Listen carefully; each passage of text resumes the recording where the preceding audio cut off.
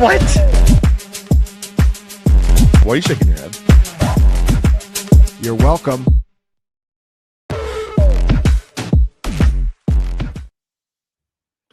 What's going on, guys? Good to see everybody on a Tuesday night.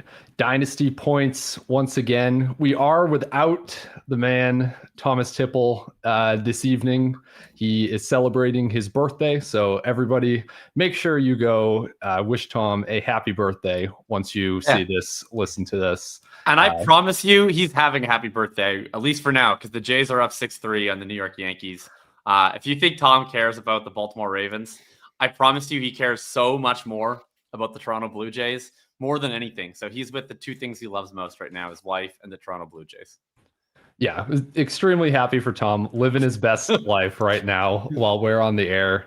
But hey, the show goes on. We are here. The big point of the show, guys, is just to answer all of your questions. We are going to do probably the most extended Q&A that we have done in a while. So if you do have any dynasty or team related questions for us, make sure you put those in the live YouTube chat. We have a handful of players that we're going to spotlight, a few guys we're going to victory lap, argue about, and what have you. And then we are going to get into the questions before too long. So yeah, make sure you put them in the chat. Let's get this started though, gentlemen. Because first, that we cannot go another second without talking about what we saw from Drake Maye the other night. I am extremely excited.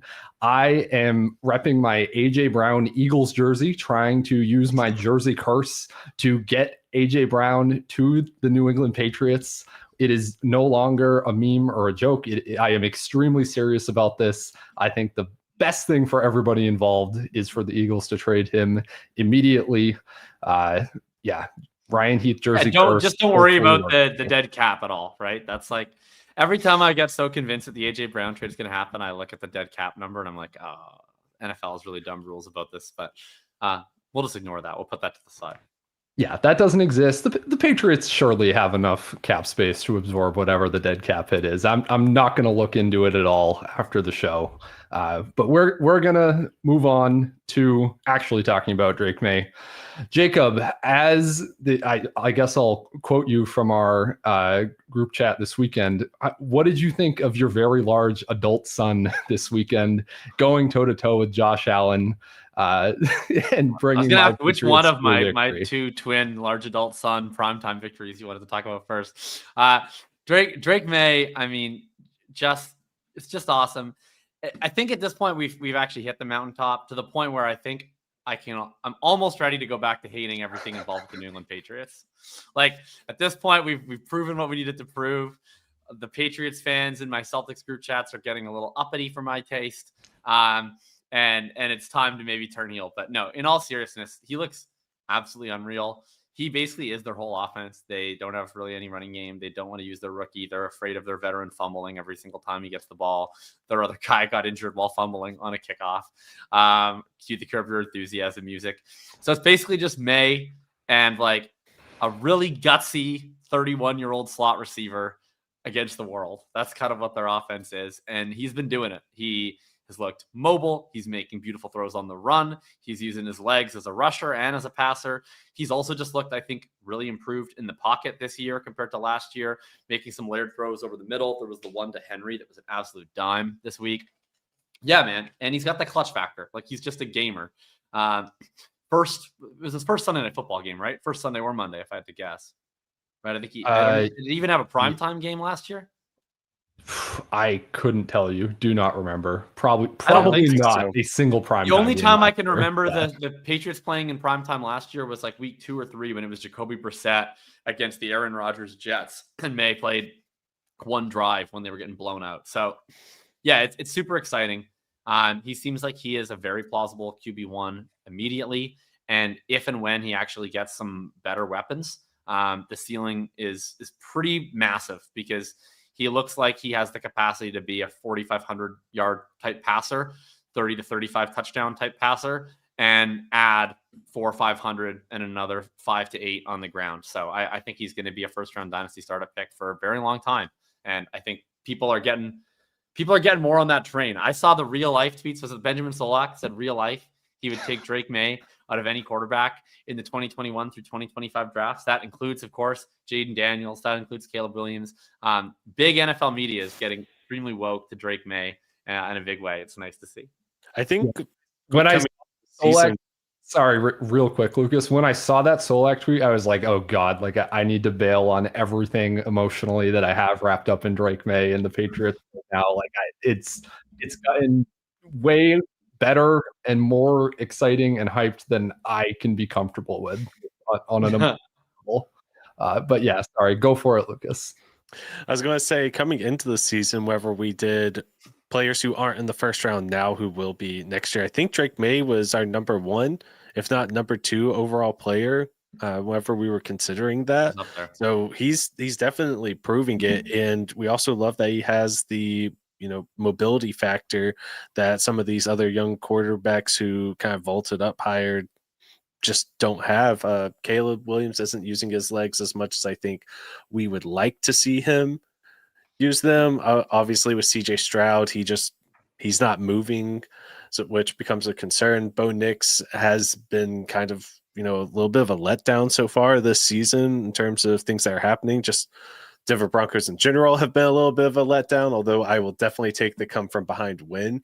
So he's definitely skyrocketing up. And with Joe Burrow having another season-ending injury, essentially, I think that we're looking at him potentially as QB5 next season. I think a lot of people are going to be debating between Nix and Jalen Hurts whenever it comes to which quarterback do they want between them.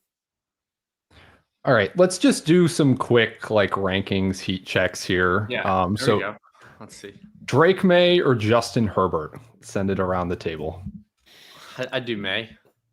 Upside. I got to do my dynasty rankings literally tonight or tomorrow morning. So, yeah, I think I would do Maye there. Okay, you're on Maye as well, Lucas. Yep. I'll also take Maye over Herbert at this point. Drake Maye or Patrick Mahomes? Maye. Yeah, Maye, especially with the age. Okay. Also Maye for me. And then what? We get up to Drake Maye or Jalen Hurts. Am I forgetting somebody? Is he just the consensus dynasty QB5 now? Or are we putting him over Hurts as well? I'll probably stick with Hurts there, but that's probably as high as I'd go. Although it's so annoying because I still think Jalen Hurts fucking blows. But I acknowledge that he scores a lot of fantasy points. He's probably going to start for a long time. So.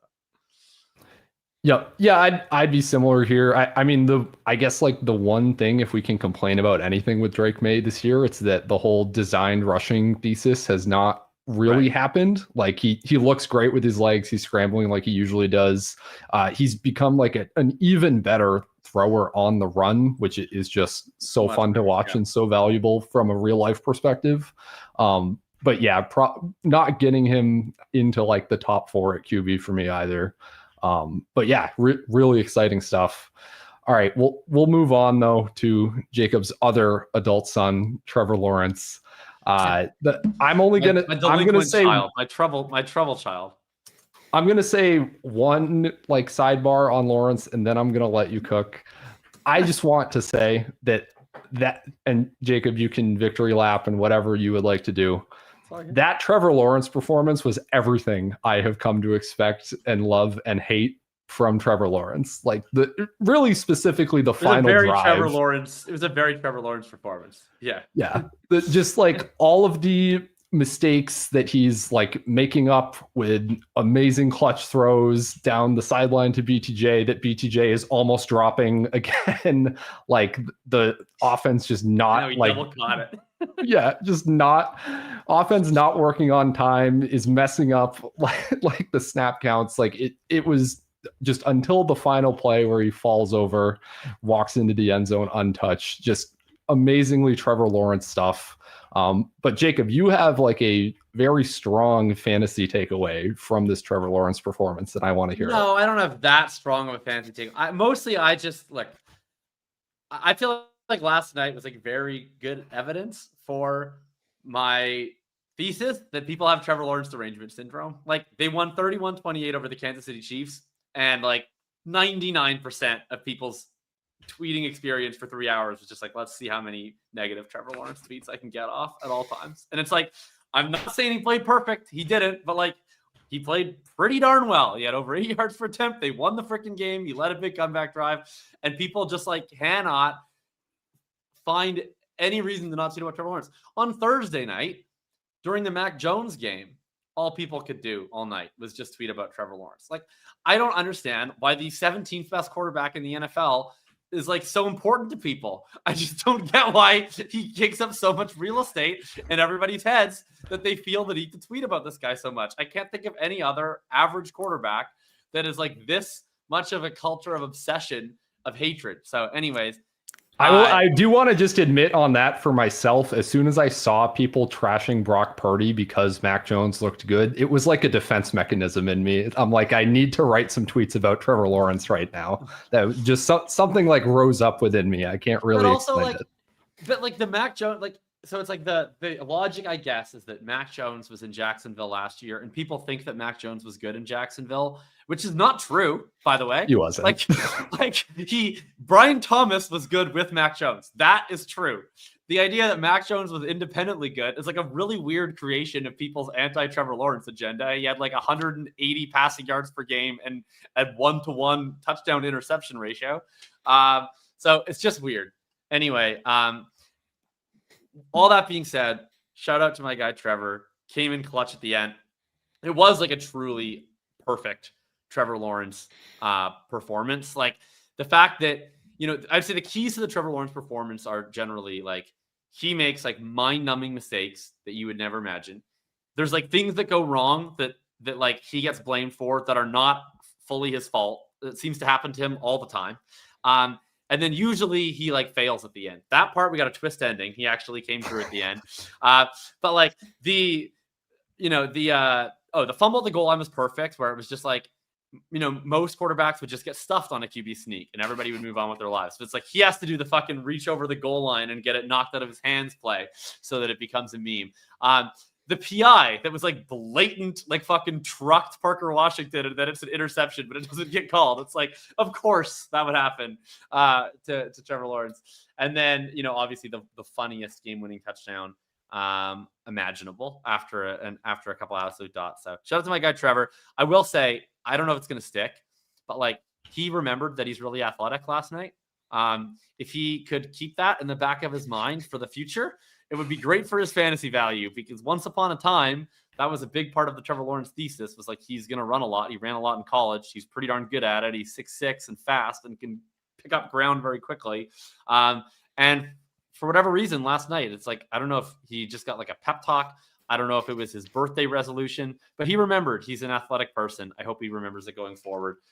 Because if we saw a couple more games like that, that's the path to the QB1 stuff. You know, he's not actually that good of a passer.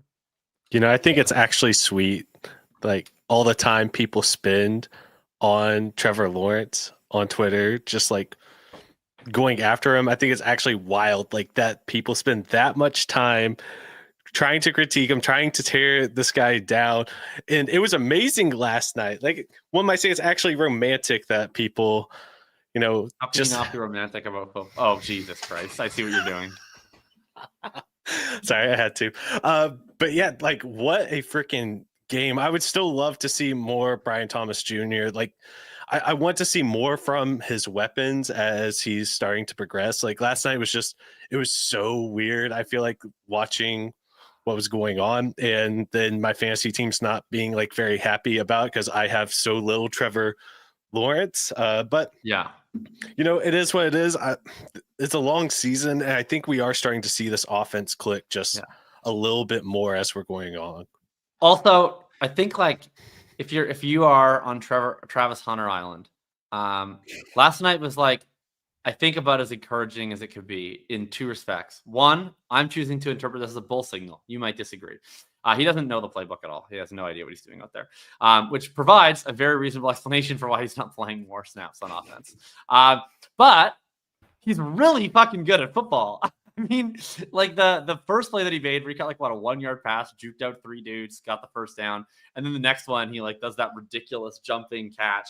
So I feel like I've seen enough. I'm convinced that I was not crazy watching what I thought I was watching in college. He looks ridiculously talented.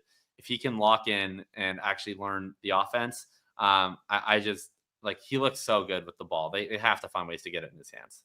That's like, and it's 3 weeks in a row now. Like there was the 1 week that he had a one catch, but it was like another really impressive yards after catch play. Last week he had the leaping catch in midair. Like for a guy who has like 12 catches this year, 6 of them have been pretty impressive. So I'm convinced he's good, in case anyone was wondering.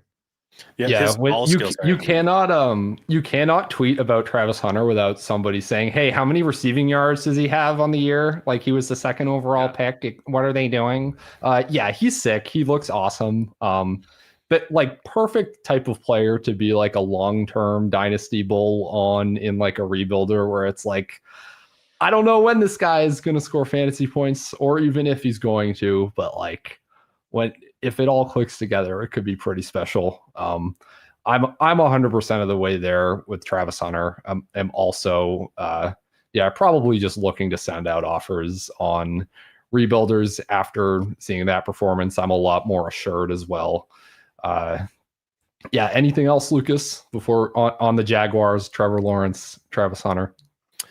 No, I am a little concerned about Travis Etienne and how, if Trevor Lawrence remembers he's athletic, what that might mean to him. I know we've been a little bit touchy with his early season performance because he's always been good early on this season before eventually fading down the stretch.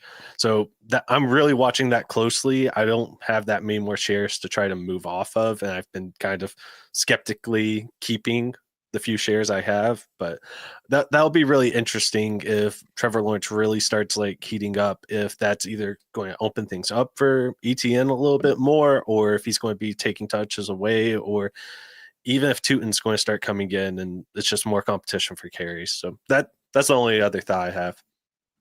Yeah, I would love Facial Tootin to like not just run directly into. You want to hear the most blocker. Embarrassing cope ever? I'm ready. Yeah, hit me with it. Let's go. This is before we even get to the TreVeyon Henderson cope. I have Tootin cope. I actually like think what he did was defensible. People were making fun of that run. It looked really ridiculous. But like the guy that he ran into was blocked, and then there was a safety behind him, and I think he was trying to skinny past the blocked guy so that he could beat the safety to the sideline. Because if he cut out to the left, he definitely would have gained 10 more yards. But he very likely then has to go inside the field. The safety brings him down. I think he was trying to split between the two of them. And if whoever that was, Hunter Long, I think was blocking. If he holds up his block for like another half a second, I think Tootin potentially houses it. So I understand the risk that I think he was taking. Maybe he was just being completely blind, but the result was more insane than I think that the plan was.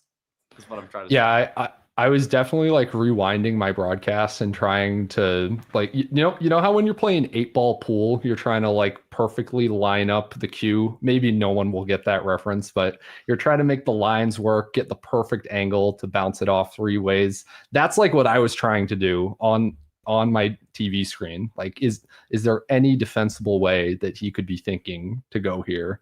I didn't see it, but if you saw that good enough for me, Jacob, perfect. Love to hear it. We'll continue coping on Facial Tootin. We'll also continue coping on TreVeyon Henderson. Man. So I guess like I'll set it up. There's the Ramondre Stevenson fumble, the 3rd time this season in the first quarter. Antonio Gibson fumbles a kickoff at the start of the second quarter that Henderson recovered, by the way. And so not only is Henderson not really rewarded with additional touches when Stevenson fumbles, he's kind of forced to be rewarded with additional playing time after Antonio Gibson tears his ACL. But the next day on my social media feeds, I see people saying that he blew the block on the return and that was what got Antonio Gibson fumbled and injured. Well, in that case, that was a short move by him. Yeah. It was, yes. Thank you. He's got to blow some blocks on Ramondre's kick returns next. That guy's playing the long game. He really is. It's 10,000 IQ, but yes, somehow when Antonio Gibson fumbles and tears his ACL, it is also TreVeyon Henderson's fault, per the social media hive mind. So just talk to me about TreVeyon Henderson, Jacob. Are you at all scared that maybe he's not actually good if Mike Vrabel hasn't decided to play him and give him consistent opportunities to this point? Where are we at? Yeah. How deep are we coping? I'm coping pretty deep for sure. I wrote this up reasonably extensively in the Hitchhiker's Guide. I mean, I put it this way, like if you don't have a lot of conviction about him as a prospect, there's certainly no reason why you need to think he's good. I think we sort of had, we have these two camps, it feels like, on Twitter about really all rookies who struggle early, but TreVeyon certainly fits the bill, in which, there's one group of people dunking on, everyone. Oh, you're so stupid. You took this rookie. He sucks. He's a bust. You're bust. And then there's the other group of people that is like, this guy's so incredible. Like, why won't this donkey coaching staff let him play? Like, what are they, a bunch of idiots? And I guess I'm more sympathetic to the second group, but to give Vrabel some credit, like TreVeyon Henderson has not played well at all through 5 weeks. I think we should be clear about that. It's not like this is a guy who, like, every time he's had a touch, he has looked fantastic, and the coaching staff is just subbing him off the field, and they don't know what they're doing. He's been bad. I don't think that means like he's going to be bad forever. We see tons of rookie running backs start their careers on uncertain terms and then improve quite drastically. We've already seen it with Marion Hampton this year, where in about 2 games, he probably had a similar amount of touches to what TreVeyon Henderson has had. And he looked frankly like crap for most of them. And then Najee Harris goes out, and almost simultaneously, he starts looking really, really good. I personally don't even think that that's a total coincidence. I think that rookies probably have, we're talking about 22, 21-year-old kids here. You're going to have swings of confidence. That's going to affect how you play. My guess is after Najee got hurt, I'm sure Hampton's a nice person. He wasn't happy by any stretch to see him get hurt, but he probably also took a bit of a sigh of relief, being like, okay, I don't have to look over my shoulder on every carry. And I bet that's part of the reason why he started playing better. I go back to the Jonathan Taylor rookie year, not only because it's like a great example of a rookie running back who was highly touted, who played really bad and turned it around, but because I'm a Colts fan. So I feel like I wasn't just seeing that scenario from the fantasy bro perspective. I had fantasy teams. I wanted to see more of Taylor for that reason. But as a Colts fan, and that was the last time we made the playoffs, so our games actually mattered, I can totally acknowledge that there were times where I was like, this guy does not know what he's doing, man. Like, he's running into his freaking lineman, get Jordan Wilkins in the game. At least he'll run straight. Like, I can feel the tilt that a coaching staff would have. But eventually they kind of just started giving him more opportunities, and it was hard to know what the chicken or the egg was between, was he looking better in practice, and that's how he got the opportunities, or did he get the opportunities and then started to feel more confident? It'd be one thing if Ramondre Stevenson was playing lights out football right now. But at this point, Gibson is out for the year, and Ramondre has been effective when he doesn't fumble, but he fumbles like once every 8 carries. And I just wonder, like, what is the harm for the Patriots? Like, what your highest ceiling option in this backfield still remains clearly TreVeyon Henderson. Maybe he sucks, but it's the highest ceiling option. Why not just actually give him, 15, 20 touches in a game or two and just see if he can get into a rhythm? Because to me, I don't think he is making the mistakes that you typically see rookies make.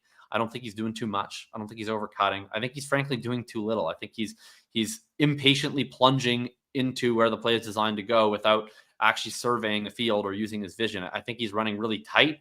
And that's kind of how I think I would probably be if I was playing my first series of NFL games and I felt like I was getting 1 touch per quarter and then getting subbed right back off the field. So I'm still optimistic. We're going to see what we saw at Ohio State. I think if you were a fan of his, like I was, it's way too early to abandon all of your priors, especially because he's probably going to see, pretty darn close to a 50% snap share now that they're back down to a 2-back committee going forward. So we're going to get opportunities, and we'll hope that it starts looking better. Lucas? Yeah, it's pretty wild to be making this drastic of a stance on a player who has 5 NFL games under his belt. And I do feel like whenever we've seen him get, more than just like a super limited workload, he's been effective. He looks like their most explosive player on the field aside from Drake Maye. And if he and Maye can get this offense going, I think that's a best case scenario, is if both of them can be good, both of them can be productive, then we're going to really be cooking here, or at least Ryan is going to be cooking up in the New England area. But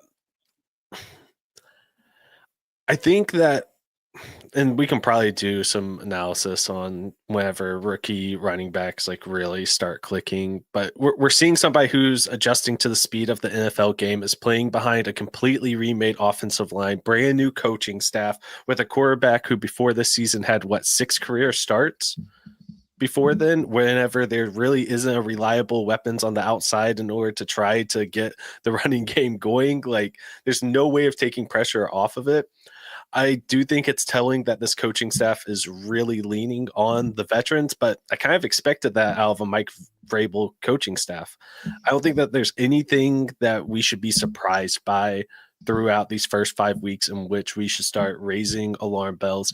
If you do have the opportunity to buy him at cost of what he was going in your rookie drafts, or even slightly less, I think that right now is a buying window potentially for you to be able to acquire some shares of TreVeyon that you couldn't originally acquire. So I'd definitely be looking for a way to try to get more of him onto my teams.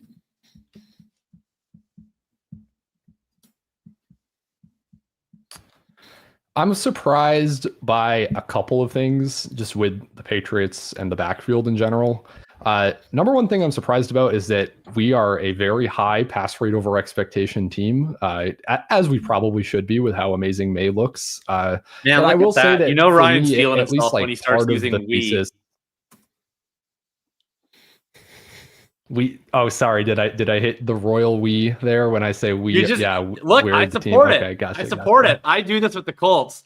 Thomas is with the Ravens. You usually try to be a little bit more analytical, a little bit more circumspect. One big primetime win over the Bills, and it's we. I love it. Stick with the we.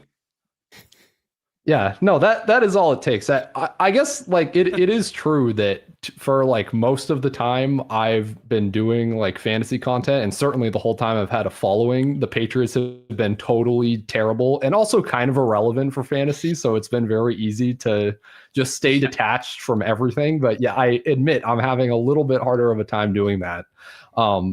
But yeah, so things that surprised me, just not as much running in general, not as much throwing to running backs in general as I might have expected from this offense preseason, that's really more of like a redraft note than a dynasty note, but probably lower upside for anybody in this backfield than I would have said a month plus ago.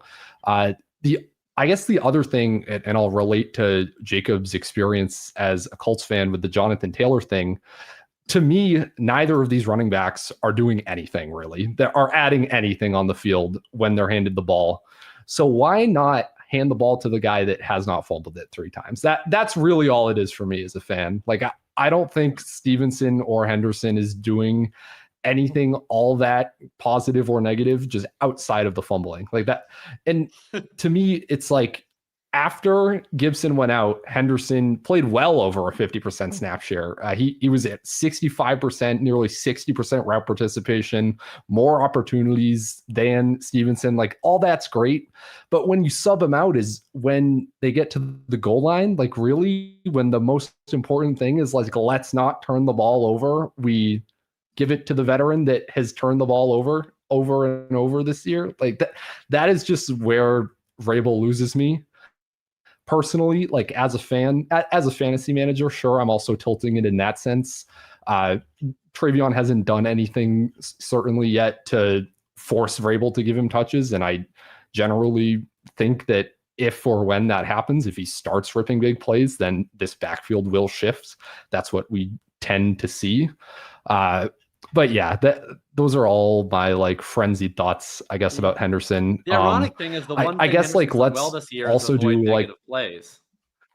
So, like, in theory, he should be reasonable option. Yeah, exactly. He actually has gotten positive yardage. He's not getting any explosive. So this is what drives me nuts about the double standard, not just between like veterans and rookies, but at different places in the league. I feel like all the people arguing against the most fun running backs believe different things, and they believe whatever it is they need to argue for the boring running back. So I'm going to go to Seattle right now. All of the success rate like discourse on Ken Walker, where, oh, he makes so many negative plays. I totally get why the coaches would not want to hand him the ball over and over. And we come to the Patriots backfield and it's the exact opposite. Yeah, like Ramondre, he fumbles it all the time. He makes negative plays, but like I actually don't really know what the Ramondre cope is for if anybody's defending Ramondre, but I don't know. I understand it's different coaching staffs. There's not actually a cabal out there to make me upset about my players in fantasy football, but that's what it feels like sometimes, man. Like there is never a consistent standard like applied to any of these players and how they're coached and how they're used. I don't know if anyone cares about that rant, but let's move on. Let's move on to the Q&A. So we were sent in one very good question before the show that we are going to get to first. But again, if you guys have questions in chat, leave them there and we will go through. But our first question is from FF Philosopher. So thank you for sending this in. And the question is, the Dynasty community seems very comfortable comparing current production versus future value.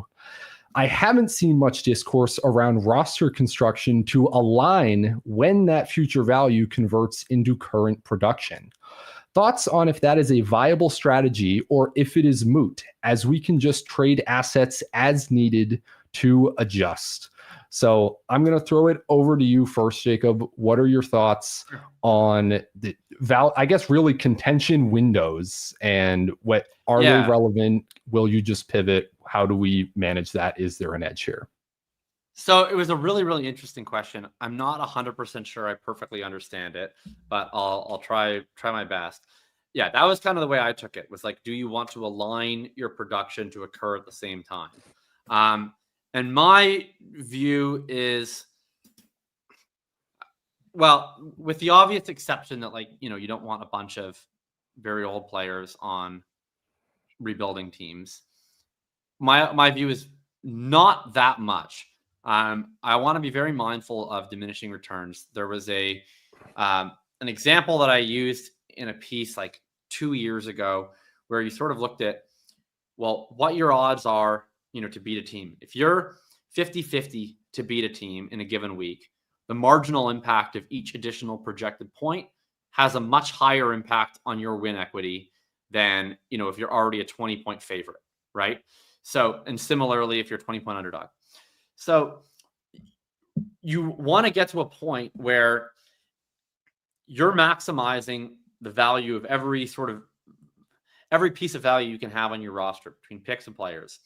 And at a certain point, if you've already become a prohibitive favorite, and you've already have, as good of a chance to have a buy as you can realistically have, then each additional sort of value point at your disposal that is spent towards maximizing current year production is probably less of a good use of your value than extending your contention window. So I would think about it like this. I think I have, every piece of your roster sort of has three elements of value to it. There's your pure pick value, there's current production value of your players, and there's the expected future production value of your players. And it's sort of, how do you balance these three things out? And to me, really, it comes down to, well, if you were to get as much current production as you can, where you would have a reasonable chance of a buy, how much would you need to devalue your team to do that? If you need to be like the least valuable team in your league because you need to sell your picks and have a bunch of old dudes, then at that point you should just be rebuilding. Assuming you're in that spot naturally and you have the value to do it, then I think you want to store the sufficient amount of production to be that team. And then you want to try to put as much of the rest of it as possible into future value. So in terms of how you practically think about that, like, I would rather have either a team, if you're going to have an older starting lineup, I probably want to have an excess or at least the appropriate amount of picks. If you're going to have a younger starting lineup, maybe you're okay with not having quite as many picks if part of the studs in your starting lineup are guys that we project to be around for a very long time. But I want to make sure that I'm pretty evenly distributing, because I don't want to have these really brief 1 to 2 year contention windows and then 1 to 2 years of complete rebuilding. Lucas?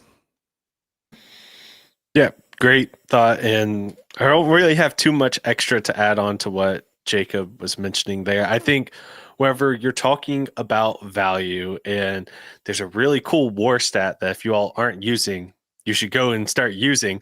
But if you're looking at it in terms of your dynasty teams, I think that you definitely want to be scoring points. That's why we play fantasy football, is you score points to win games, to win the championship, win your leagues, make a little bit of money if you all are putting money into your leagues. Like that's why we're playing. It doesn't pay just to always put all of your value into future assets that are never going to actually mature, because as soon as they get a little of actual, point scoring value, you're shipping them off for additional future assets. Like that's not how you should be playing. We've covered that several times throughout this offseason too. So you're wanting to try to find that nice balance and understanding where on your team, like say you have Jahmyr Gibbs and Devon Achane, and so you have a lot of, future value kind of stored up there. But then at your wide receiver position, I think that you can be like a little riskier. You can go with some of your older value, like go and get a Devontae Adams, who somebody's going to be valuing lower because he's on the wrong side of 30 by a couple of years. But I think he's wide receiver 9 or something right now. And fantasy is just being dominant. Go get somebody like a Cortland Sutton. We were talking about all offseason Calvin Ridley, who's been a disappointment, but finally showed signs of life. So I think that you can kind of like mix your positions up there a little bit if you want to. And it's especially true if you have a bunch of young stud wide receivers. I know we have all the Malik Neighbors talk with his injury, and that just sucks. But if you have like those type of young wide receivers, even if they're a little bit disappointing, that I think you can go the other direction with your running backs and try to, load up on some veterans. Running out of examples this year just because of all of the injuries there too. But, somebody like a Jordan Mason, who's very viable RB2 on teams right now.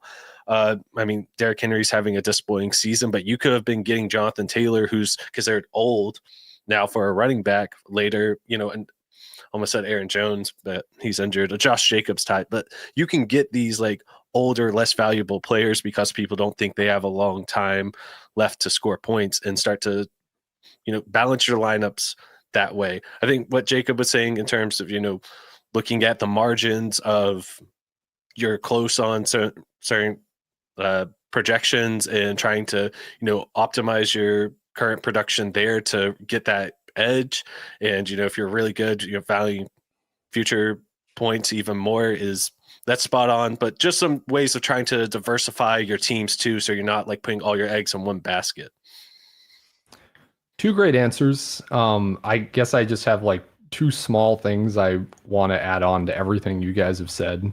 I guess number 1 is that contention windows change very quickly. So to me, when assuming that I have a roster that I think is entering the year as a contender, or we're in the middle of the year right now and I still think it's a contender, I try not to get too like minute about, do I think this is a contender for this year or for 3 years? Or is this piece going to be more of a contending piece in 2 years or in 1 year?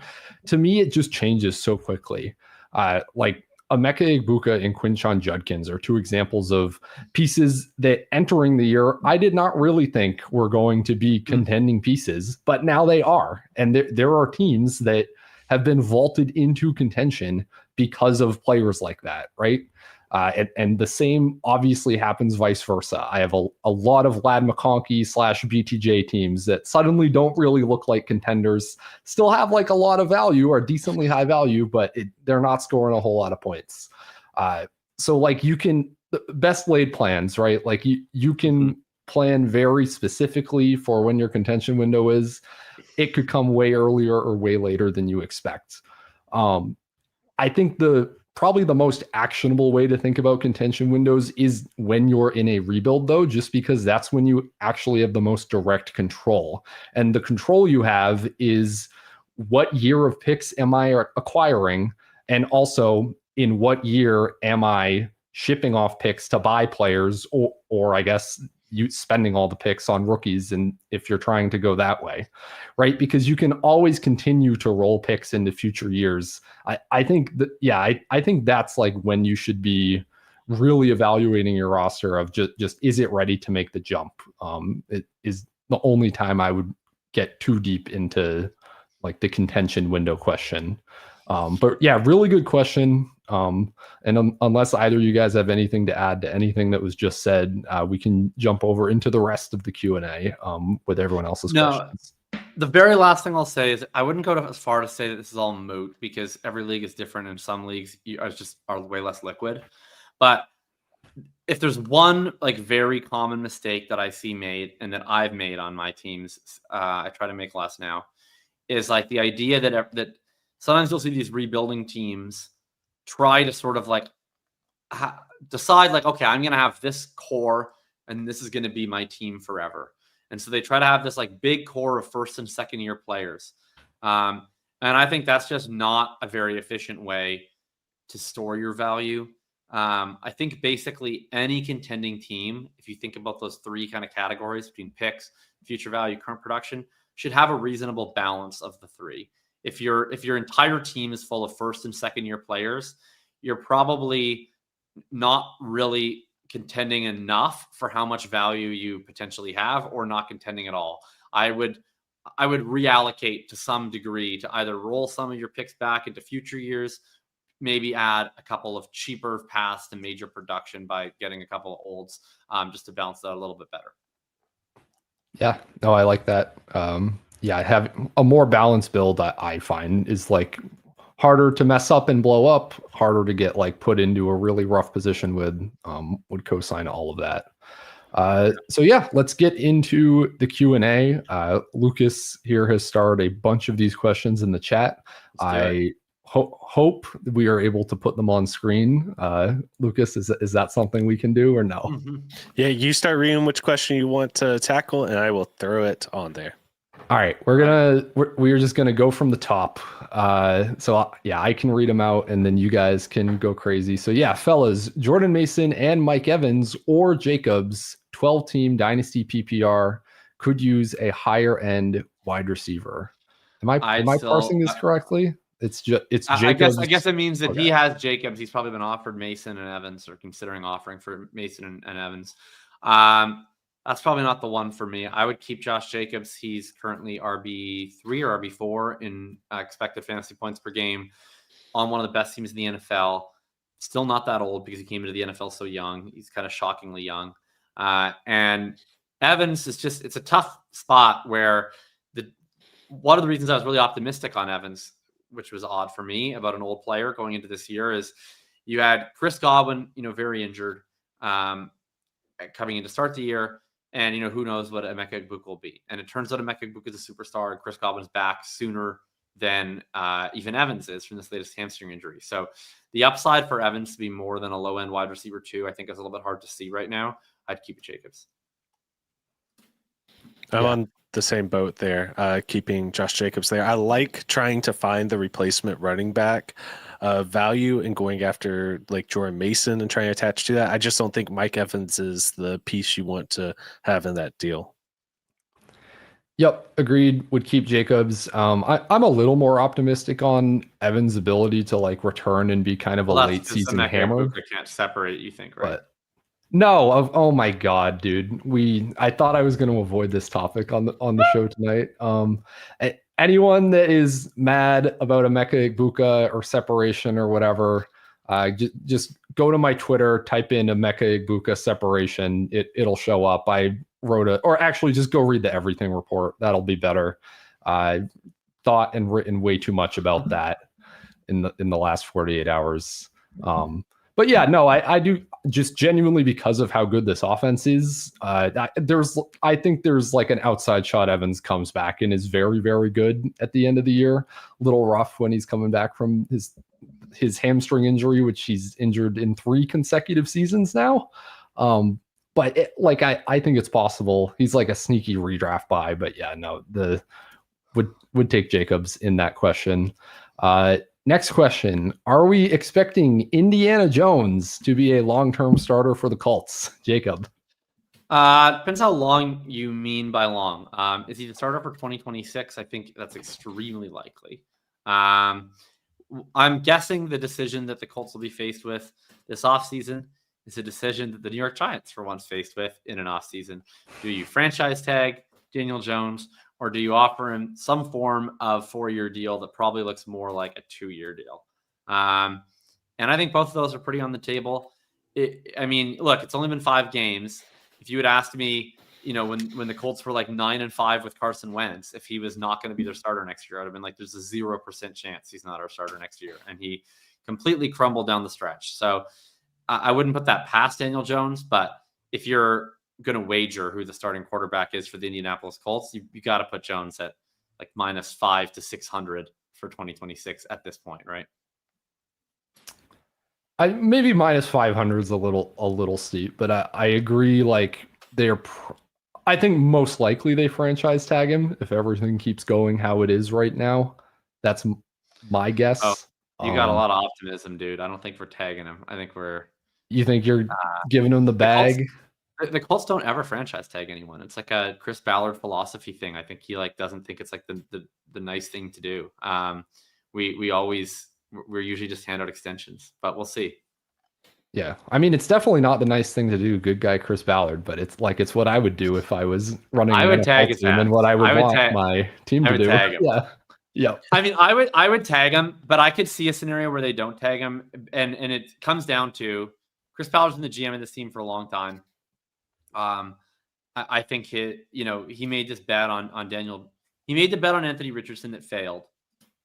It looked at the time as though, without the Richardson, that his job security was tied to the Richardson bet. He's now found something in Daniel Jones where potentially it's not. I'm guessing he sees it as like, I have this job as long as this works, and they just decide, hey, it'll be easier to structure this contract in a way that we can spend more money around him if we sign him to a longer term deal than if we tag him, just because the tag is so rigid from a cap perspective. So I think if you were to give me the 3 options of tag, multi-year deal, or he walks, I would bet on multi-year deal right now, but tag is very possible too. I mean, my biggest thing with the future in Indianapolis is if Daniel Jones isn't their long-term option, or at least their next 2 years option, then who are they going to be going to if they want to stay competitive in order to find like a starting quarterback? This draft, once everybody thought that there was going to be a lot of quarterbacks that would be going in the first round, I'm more skeptical now. I think that we'll still probably see 3, but there's nowhere near as much excitement.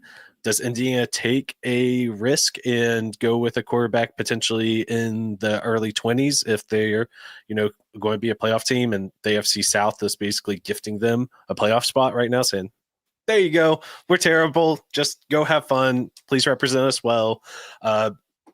So it just becomes really risky there from the Colts' perspective of not trying to have a plan in place, because the Anthony Richardson experience, it's done. We're not going to see him, I think, in Indianapolis ever again, unless some crazy thing happens to Daniel Jones, which nobody's hoping for. Well, Jones is pretty injury prone, so I mean, still a decent chance we see Richardson this year, but not as the intentional starter. Yeah. Caught a pass this week though, which is cool. So that's just my biggest thought is like, where would they be going if they're not signing him to something long term? I could probably see a 2 or 3 year deal though, trying to put some type of option potentially on it. It'll be interesting, but they're winning. I mean, that's the thing, right? Like, they're going to win way too many games to be any position to draft anyone, and I don't see why there would be a free agent quarterback who would be better than Daniel Jones. So I think he's on the team. Yeah. Yep. All right. Let's first do this super chat that just came in. Thank you, Fish Reaper, for the super chat. His question is half PPR, BTJ, Bowers, Harvey for Ladd, Sutton, TreVeyon. I have Pollard, Taylor, QJ, BTJ, Bowers, Mooney, JMO starting, fan and bench, 2-player keeper league. So a 3-for-3 trade question here, where it's BTJ, Bowers, Harvey, Ladd, Sutton, TreVeyon, 2-player keeper league. Sorry, what? Okay. It's a three guys on each Bench side: two. BTJ, Bowers, Harvey, or Ladd, Sutton, What's the TreVeyon. trade question? It's a trade question. Sorry. For me, Bowers, Harvey, 4 lads. Okay. Yeah. Now I get it. No, this is just a no for me. I'm gonna lean toward the Bowers side here. I think he's the most likely player in this deal to matter this year. It certainly won't be over the next couple of weeks as he heals from this injury that he apparently re-aggravated that Jacob might want to rant about. But yeah, I think down the stretch, like by far your best chance at like difference making potential here is with Bowers. So I would just stay pat with that side. I mean, I guess it depends on where your team is at, right? Like I don't actually expect Bowers to play at this point until after their bye. So if you're like 1-4, even 2-3, I mean, Harvey and TreVeyon are not that different. I'd rather have TreVeyon. Sutton or BTJ and Ladd are not that different. So if you have like a real use for Sutton to come into your lineup right now, I get it. But I would try to hold, if you're a playoff team, I'd try to hold Bowers. I do think if and when he gets healthy, people forget he had like 100 yards in 3 quarters in week 1. So, it looked good until it didn't. Yeah. Yeah. I'm assuming he has at least a few wins here with a team with Jonathan Taylor and Quentin Johnston, the killing war that Quentin Johnston right now. Anything different, Lucas? No, I'm looking at this trade, and I was originally looked at it as a dynasty trade, but I see it's a keeper league. So looking at through that lens, though, like Bowers is still the highest upside player there. He's the one who's going to matter the most if he comes back healthy, and I wouldn't want to be giving that away unless you're desperate for trying to like make the playoffs and you have no one else and you're having to start to like nuke your roster to get more points into your starting lineup. So I don't think it's really worth that type of risk because you're looking at and BTJ and Ladd each have like similar upside to me looking at the rest of the season. TreVeyon I think has a little bit higher upside than Harvey at this point, and Sutton's at least producing now, so that'd be the main thing that you're looking at is trying to get a wide receiver producing now to be on your team. But I don't think it's worth it with giving up the upside that Bowers has. All right. Sounds like we all agree. Let's try to get through some more of these a bit quicker. We'll go a little more rapid fire. From Lance Wallert, when will Tet score? Is he going to come close to Egbuka this season? Tet will score when Andy Dalton is named the starter, is my only answer to this. But will he come close to Egbuka this season? Probably not. That's a pretty tall order for any player at this point. I do think he will score at some point this year. I don't know when. That's an unsatisfying answer. He continues to look awesome, and his metrics continue to look awesome. I think he might be cursed into like the mold of Garrett Wilson, Drake London, DJ Moore, several other receivers that dealt with shitty quarterback play for years and held kind of higher dynasty value than their production. He will score when he gets good quarterback play. I don't know if he's ever going to get it from Bryce Young. Yeah. All right. Fair. No disagreements. Yep. Moving along. All right. Paul Abernathy, what do we think of Loveland rest of season? I can't believe you would ask me this question as they're coming off the bye. I feel a lot more optimistic in terms of like maybe Luther Burden plays more this week than I do Loveland. Like it's hard for me to see there not being some sort of tight end by committee still. I could be wrong. I could be way off and it could be the opposite. But to me, it's like much easier to just slip Burden into the Zacchaeus routes and much cleaner than we're just going to have Loveland play the Komet role. Like I don't know. You can tell me I'm wrong here. I have no conviction. Well, I don't know if you're wrong, but if I had to pick one of the two Bears rookies to be more optimistic about it, it would be Loveland for me, I think. Although I'm optimistic about both. They were already running 2 tight end sets on almost half their routes on before Loveland got hurt. So Loveland's route percentage was already higher than Vernon's. And Cole Kmet played so bad in that last game before the bye, one of the worst games the tight ends had all year. He was dropped 2 passes. He was getting abused in protection. So I view it as more simple. Loveland already is running. Also, I should note he had 3 first read targets in the game that he got hurt in. So seemed like they were already trying to integrate him a bit. He's a player with the higher draft capital. He's a player with the pre-existing better role. And he has to just usurp Cole Kmet. And if he does, he's 100% routes player, basically. But with Burden, it's a more awkward parlay because first he has to usurp Olamide Zaccheaus. But Zaccheaus is only a 60% routes guy because they're doing 2 tight end stuff on the other 40%. So even if he fully usurps Zaccheaus, I don't really know where the rest of the routes come from. Those probably have to come from DJ Moore, which seems like a much later, longer term play. So is it possible that Burden winds up better than Loveland? Sure. But if I was betting on one of these guys to get up into the 80-90% of routes where you're actually really wanting to start them, I think the path for Loveland's a little easier. Agreed. And Caleb Williams has shown the desire to want to target the tight end in this offense. So if Loveland can really establish himself in that role, whenever he was coming out super talented, he was just so banged up his last season at Michigan, whenever he was also the only viable pass catching option in that offense. I think that he's going to be ridiculously good at some point in time. Don't forget, the Bears had the opportunity to go with Tyler Warren in the first round, and they said that this was their guy that they wanted for this offense. So I think that the upside with Loveland is higher than, especially Luther Burden's, because if Luther Burden comes in and starts doing well, I think we're looking at maybe wide receiver 3, potentially fringe wide receiver 2, but that'd be a best case scenario. With Loveland, he has legit, top 12 tight end upside if he can take over that role. So, yeah, that's all right. At least exciting. Yeah. In any redraft teams, go add those 2 Bears. They're probably sitting on waiver wires in not super deep leagues. Those are decent sneaky ads this week just to see what the role is off the bye. Peyton Fernandez trying to get off of Chuba right now. What should I sell him for? You're screwed is kind of my only answer. I don't know if you are getting off of Chuba right now. Yeah, I kind of think he just lost his job. I know one person who's getting off of Chuba, Dave Canales. Yeah, yeah.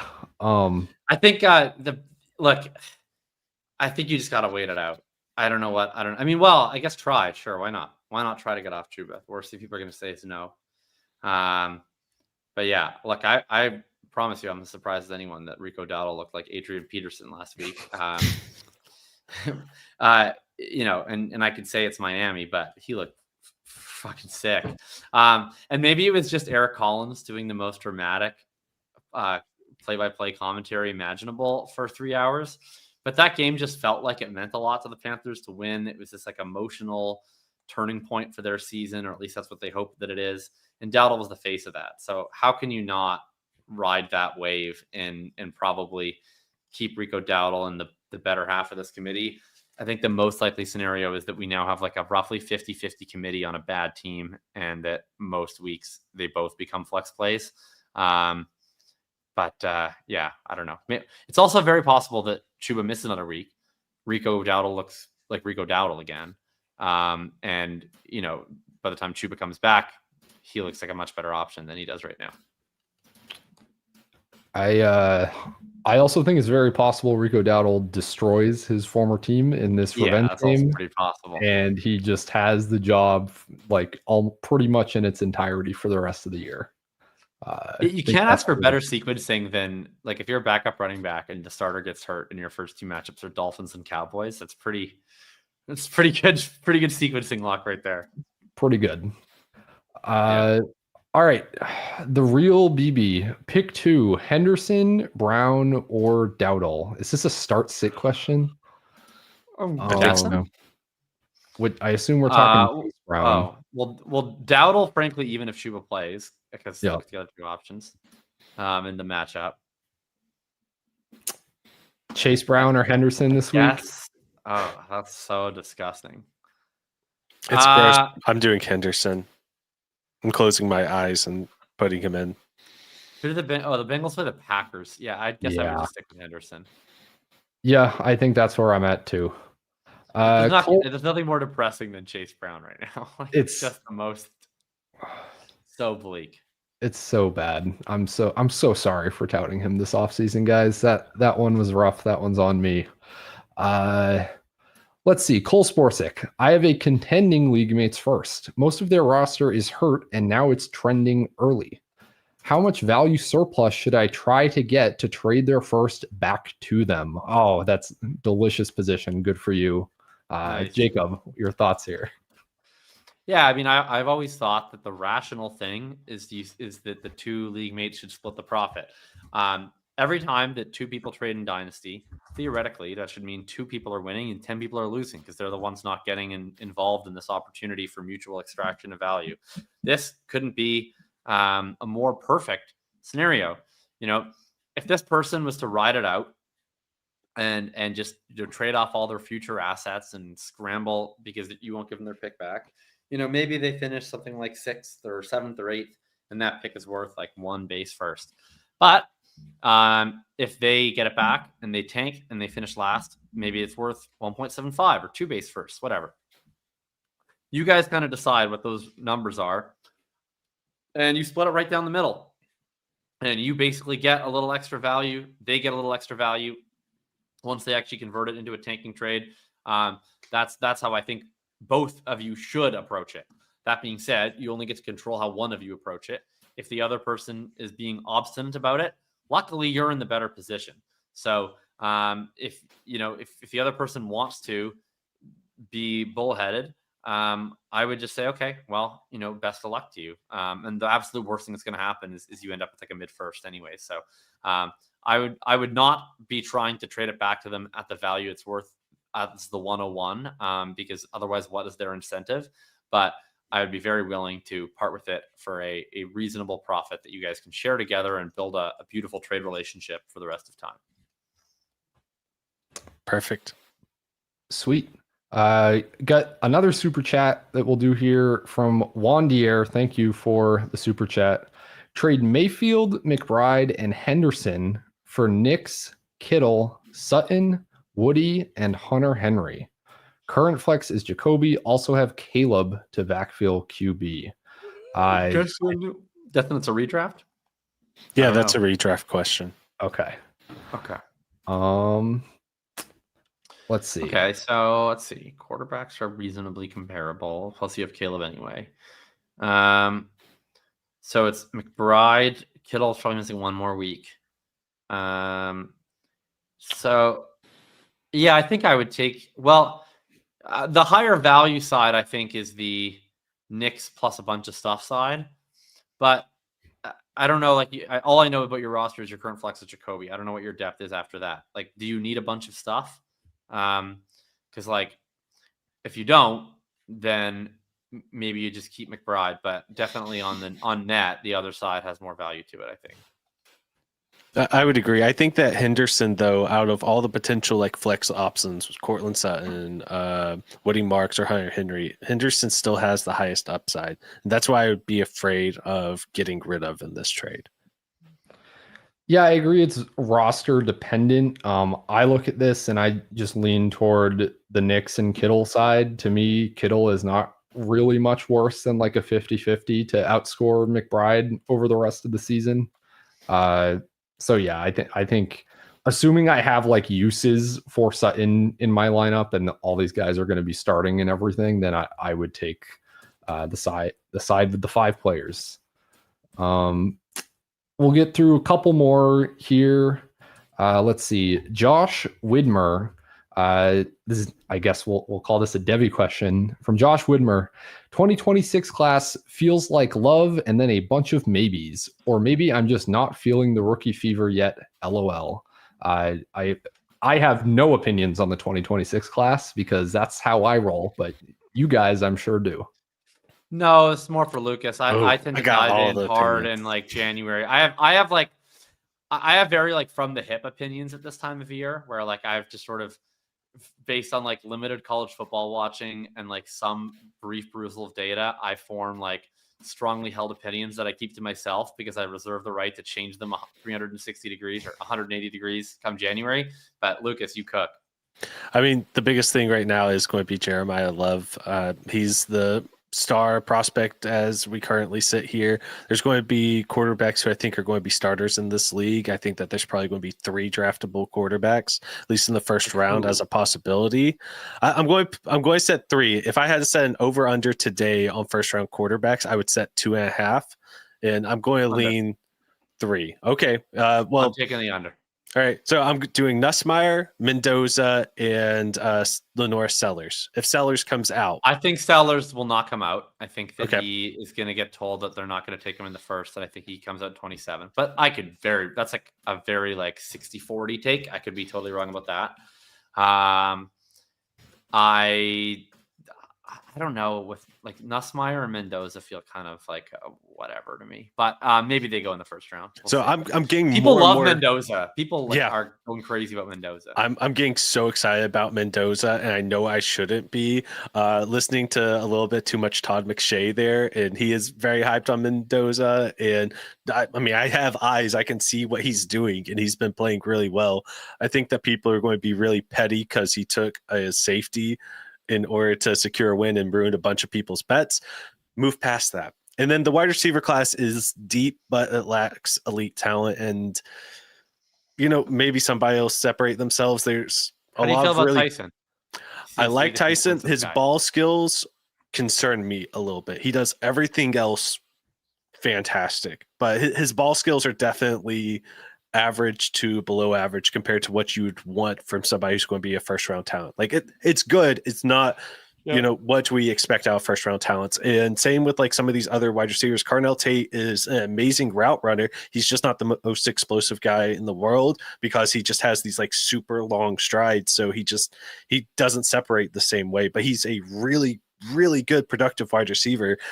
There's going to be so many productive pros from this class. Yeah. But I don't see a clear-cut fantasy talent right now, but we have a lot of time to change. So, what about Chris Brazzell? I love Chris Brazzell, man.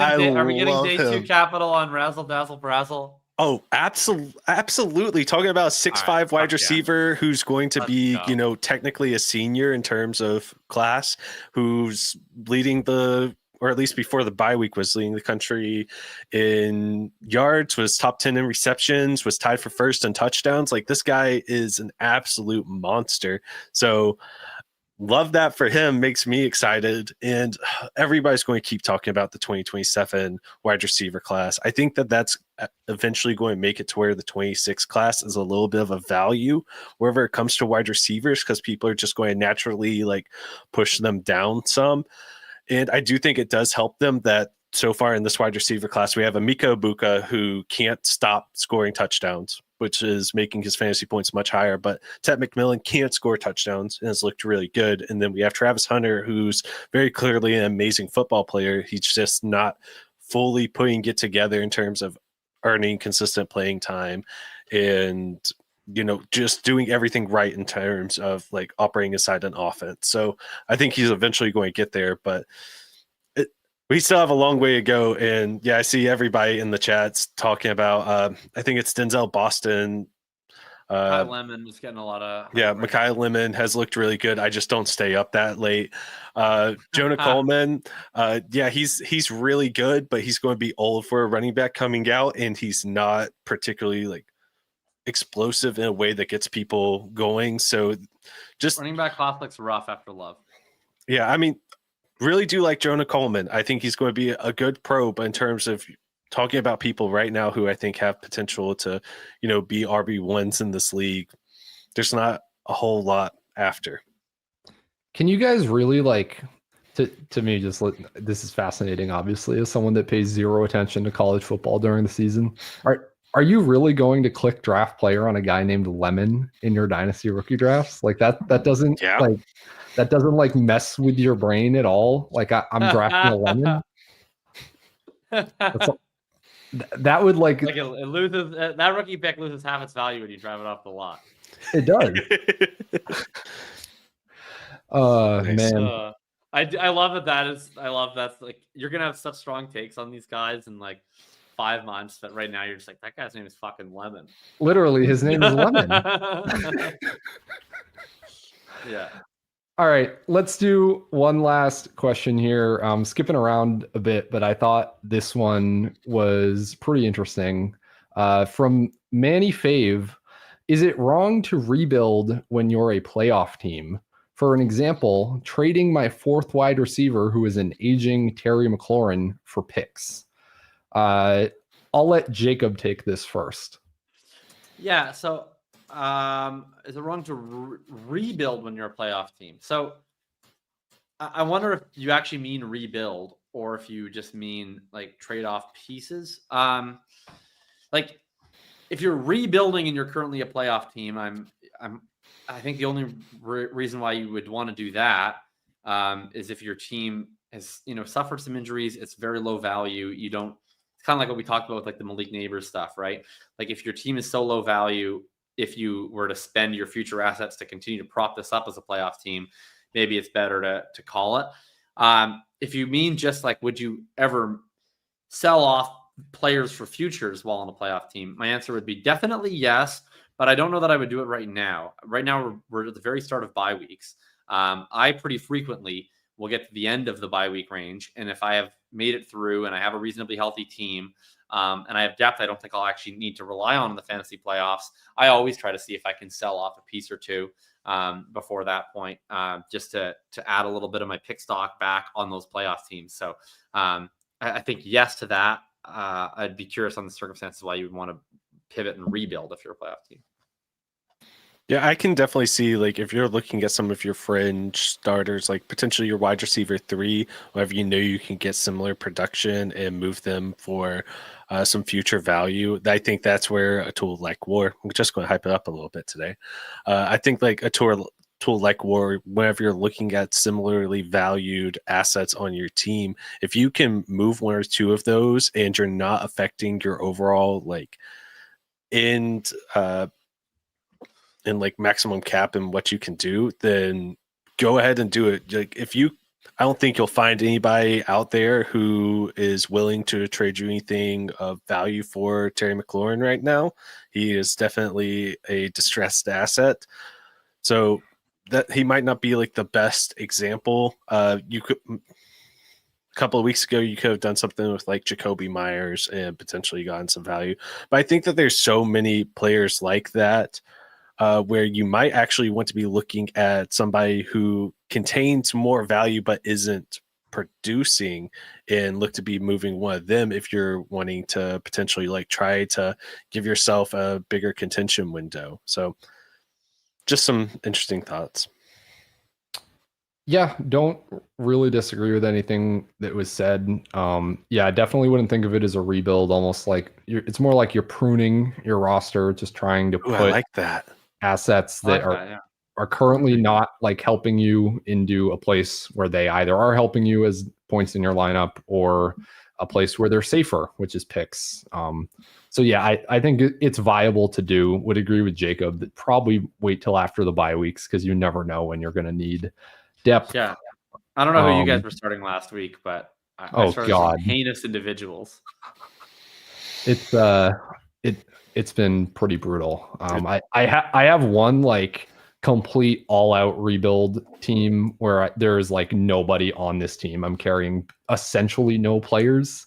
And me and like the other worst team, this was in a listener league, had a nail biter down to the wire. It was like 107 to 108. This is in like start 10 Superflex, just extremely sad and disgusting stuff. I had like, I don't even know if I had like an RB2 that was active. That's where we're at with the injuries, with the buys, with my poor drafting in that league. But that's all we got for you guys tonight. Thanks so much for hanging out with us. Make sure you like the video, like the podcast, leave a comment, means a ton to us. I'm so horrible at our player picks. Oh, player picks, right. I kind of thought we weren't doing them, but we can do them. I'll run through really quickly. Right. I'm doing Trevor Lawrence at quarterback. Why not? I got to keep the good vibes going. I'm doing Ken Walker running back because he's outside the top 20 now, and he's good, even though he never gets touches. He got 2 touches inside the 10 this week. He then got pulled once he got them inside the 5, but he got 2 touches inside the 10. I'll take Rashid Shaheed. I'm hoping that maybe we'll see a lot of Gonzo on Olave and Shaheed gets the other Patriots corners. And then give me Jake Tonjes, just to shout out my guy Dimitri, who I watched the Thursday night game with at AJ's Pizza in Vancouver, and he was playing Jake Tonjes escalators and made a lot. Awesome. It was just so much fun rooting for Jake Tonjes in a rowdy bar that I have to play Jake Tonjes this week. Love it. Lucas, your picks? Yeah, so looking at mine, I'm not learning a lesson from last week, and I'm rolling with Bryce Young again, but it's Dallas, so who knows? And because I'm currently in last, I'm taking a little bit of a risk. Going to go with Kamani Vidal here. We'll see if he ends up getting a potential workhorse load here. It's still a plus matchup for them. Then going with Josh Downs at wide receiver, another little bit of a risk here, but in his matchup, it actually works out pretty well for the slots. Arizona gives up the 3rd highest schedule adjusted fantasy points per game allowed to slot wide receivers. So going to cross my fingers and hope and pray there. And then Harold Fannin Jr. It was tough to find a good, plus tight end matchup this week. But Fannin at least scored a touchdown last week, salvaged the performance for some managers, and Pittsburgh's actually been giving up some points to tight ends, so we'll see. All right. Before I read off my picks, I just want to complain to all the listeners that I picked Trey Benson last week, and then my injury replacement was Chuba Hubbard somehow, so I got a 0. Maybe we should I don't know. We got to lock him in for the show. I'm a little upset that we do player picks so early in the week before we even know about these injuries. But I picked Sam Darnold going against the Jaguars. I almost picked Lawrence, but I couldn't do Jacob like that. So I figured I would go with Darnold instead. Much better pick. Yeah. Michael Carter against the Colts, Chris Godwin against the 49ers, and Theo Johnson, the new Giants wide receiver 1 here against the Eagles. Tom picked Kyler Murray, DeAndre Swift, Jamison Williams, Kyle Pitts. Those are the picks. Pretty close here now. Me, Tom, and Jacob all within 10 points of each other. Tom actually is in the lead. Yeah, I'm 30 points behind you all, but still got a lot of weeks to go. Who knows? It'd be very funny if we can catch up to Tom and pass him next week, and then the only week all year that he was in the lead was the episode he wasn't on. And not wishing ill will on his birthday, but not to wish any ill will on his birthday, but Tom, like the Toronto Blue Jays, potentially might not be able to hold a lead. So, all right, let's get out of here. Again, thanks for hanging out with us, guys. Thanks for listening. Like the stream, do all that stuff. Catch all of us. Catch Jacob over at Thinking About Thinking. The Everything Report is up over on Fantasy Points. Lucas, anything you want to plug? War, everything else? War, doing a lot of stuff in the Discord right now, both in terms of college football and then also for prize picks. So make sure you all are joining the Discord to get access to all of the great content we're putting out. Hell yeah. All right. Thanks, guys. Have a good night, everybody.